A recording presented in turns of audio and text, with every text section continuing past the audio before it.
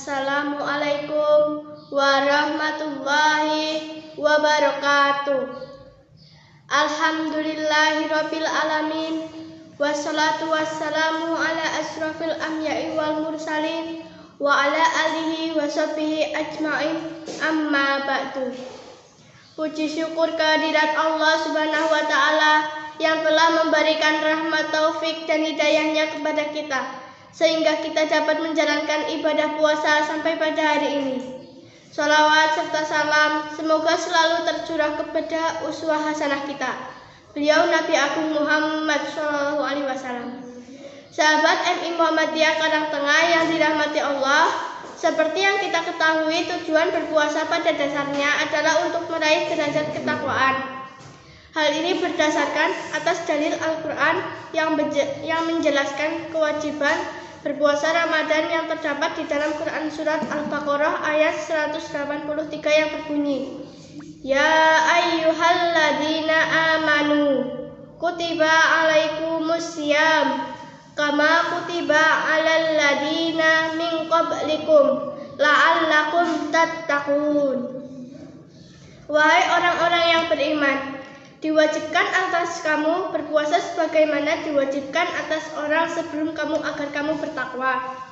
Sahabat MI Muhammadiyah Karang Tengah yang berbahagia, di bulan Ramadan yang penuh berkah ini banyak tuntunan amalan ibadah sunnah yang dilakukan oleh Nabi Muhammad SAW.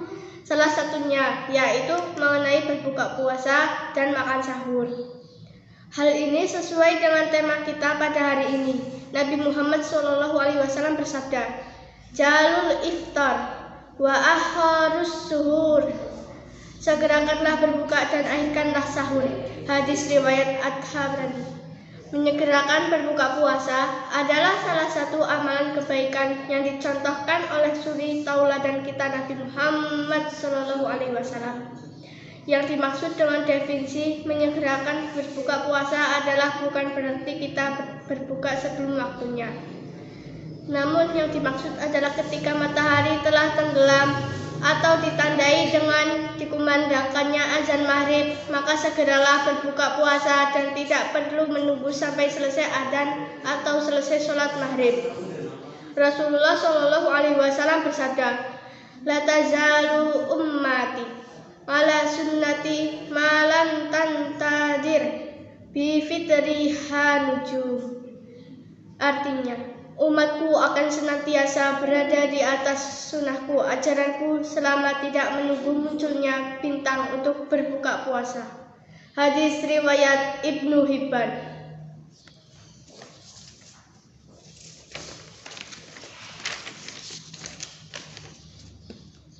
Nabi Muhammad SAW biasa berbuka puasa sebelum menunaikan sholat maghrib dan bukanlah menunggu hingga sholat maghrib selesai dikerjakan.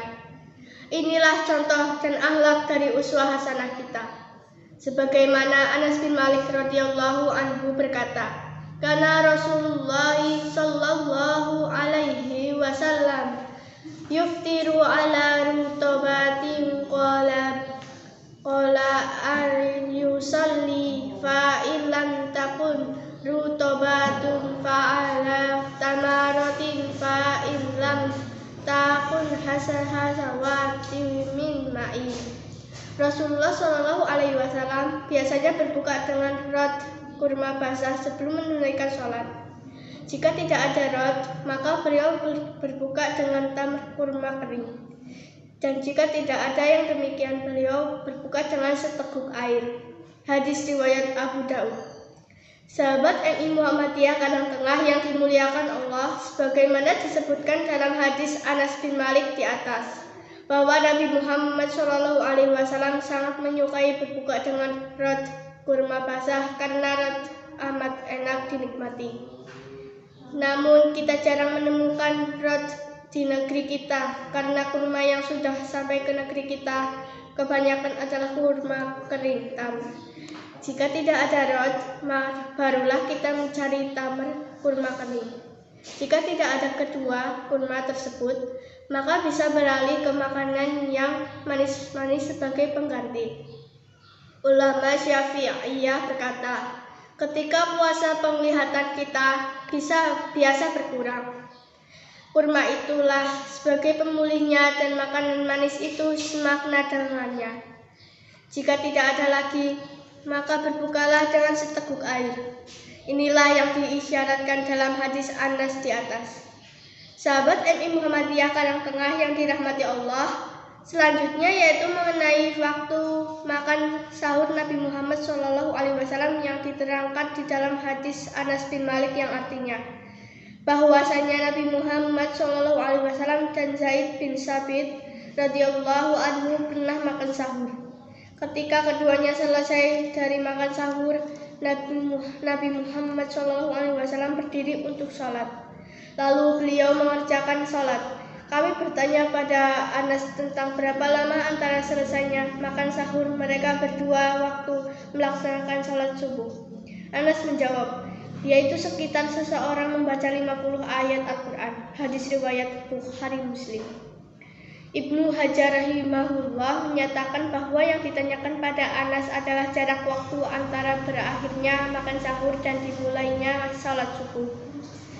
Sedangkan Imam Nawawi rahimahullah menyatakan bahwa dalil ini menunjukkan disunahkannya mengakhirkan makan sahur hingga dekat dengan waktu subuh. Kemudian Al-Qurtubi menjelaskan bahwa dalam hadis ini terdapat dalil bahwa sahur tersebut selesai sebelum terbit fajar subuh azan subuh. Faedah makan sahur diakhirkan disebut oleh Ibnu Abi Jamrah.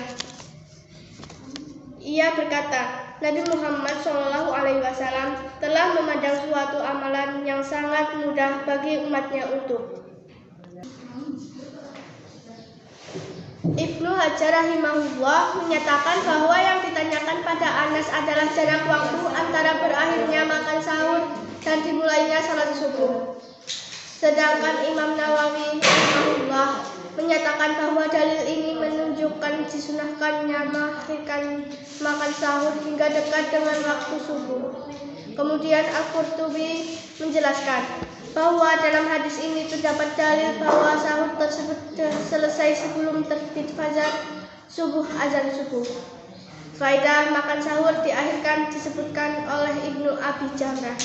Ia berkata, Nabi Muhammad SAW telah memandang suatu amalan yang sangat mudah bagi umatnya dikerjakan. Seandainya tidak makan sahur, maka berat menjalankan puasa. Seandainya makan sahur dilakukan di tengah malam bukan di akhir waktu sahur, tentu juga memberatkan. Orang yang makan sahur tengah malam tentu tak bisa berkalahkan dengan rasa kantuknya. Orang yang makan sahur tengah malam tentu tak bisa berkalahkan dengan rasa kantuknya.